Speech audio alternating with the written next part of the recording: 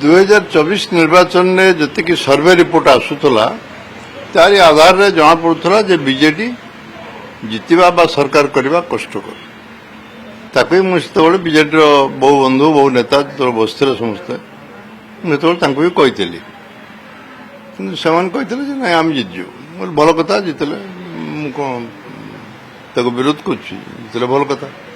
କିନ୍ତୁ ନିର୍ବାଚନରେ ହାରିଗଲେ। ନୂଆପଡ଼ା ଉପନିର୍ବାଚନ ହେଲା।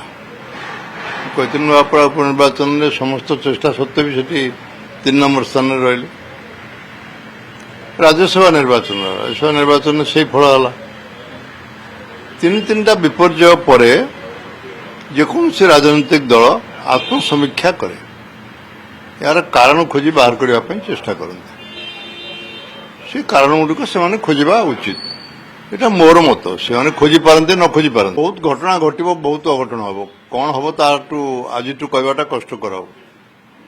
କିନ୍ତୁ ମୋତେ ଯାହା ଦେଖାଯାଉଛି ରାଜନୈତିକ ପରିସ୍ଥିତିଟା ଏକ ସଙ୍କଟମୟ ଭିତରେ ଓଡ଼ିଶାଟା ଗତି କରୁଛି।